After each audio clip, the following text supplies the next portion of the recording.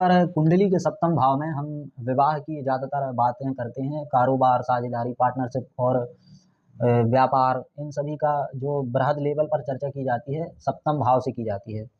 व्यापार को ज़्यादातर हम सप्तम भाव से देखते हैं कुंडली के, और विवाह को भी ज़्यादातर हम सप्तम भाव से देखते हैं। अब आ जाएं हम कुंडली के 8वें घर में। यहाँ से हम कोई गुप्त बीमारी,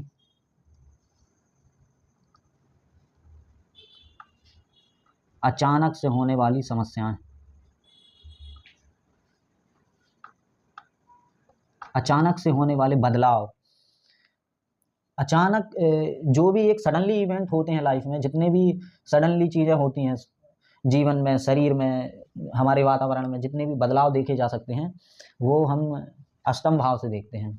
यहाँ से हम बीमारी, जो बड़ी बड़ी गुप्त बीमारियाँ रहती हैं जो समझ में नहीं आती हैं बीमारियाँ, और बड़ी बड़ी जितनी भी बीमारियाँ रहती हैं सभी हम अष्टम भाव से कंसीडर करते हैं। अब अगर आ जाएं हम कुंडली के 9वें घर में, यहाँ से धर्म, भाग्य, गुरु,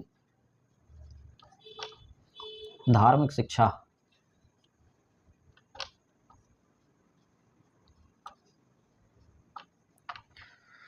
धर्म से रिलेटेड जितनी भी फील्ड होती हैं, चाहे वो मंदिर जाना हो, चाहे वो पूजा पाठ हो, और दुनिया के जितने भी काम धर्म से रिलेटेड होते हैं वो सारे के सारे कुंडली के 9वें घर से देखे जाते हैं।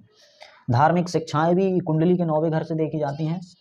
और जो हमारे गुरु होते हैं, किसी किसी केसों में यहाँ पर पिता को भी देखा जाता है, क्योंकि पिता भी एक गुरु की तरह कार्य करता है। जितने भी धार्मिक काम हो गए, भाग्य, हमारा जो फॉर्चून, लक, ये भी कुंडली के 9वें घर से देखा जाता है। अब आ जाइए कुंडली का 10वां घर।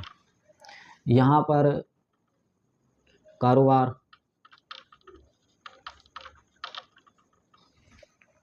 कोई बड़ा पद, राज्य, सत्ता,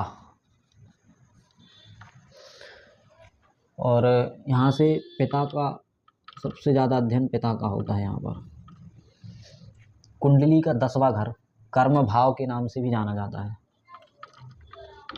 कर्म भाव, यहाँ से कर्म, पिता, सत्ता, राज्य, पद और कारोबार, जितने भी बड़े बड़े पद होते हैं, IAS, IPS, और जो नेता होते हैं पॉलिटिक्स में होते हैं, इन सभी का अध्ययन, इन सभी की कैटेगरी 10वें घर से देखी जाती है। 11वां घर कुंडली का, इसे आय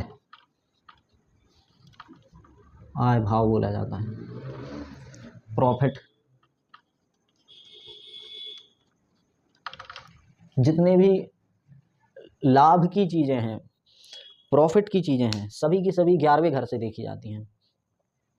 यहाँ से हम सगे संबंधियों को भी कंसीडर करते हैं, परंतु ये घर ज़्यादातर आय के लिए देखा जाता है, इनकम के लिए देखा जाता है। और ये हो गया 12वां। यहाँ से मोक्ष,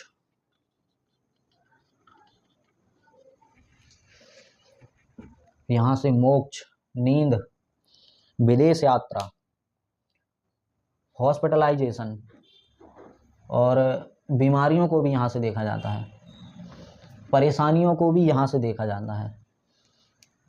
और जितनी भी विदेश यात्राओं की चर्चा होती है वो सभी यहाँ से देखी जाती हैं। नींद को भी यहीं से देखा जाता है। तो कुल मिलाकर हम 12 भावों में किस भाव से किस चीज़ की चर्चा की जाती है ये समझे हैं। अगली वीडियो में हम किस घर में किस राशि के मालिक कहाँ पर सही फल देते हैं, अच्छा कहाँ पर फल देते हैं, किस घर को अच्छे से किस राशि के मालिक सही तरीके से फल देते हैं, अगली वीडियो हम समझेंगे।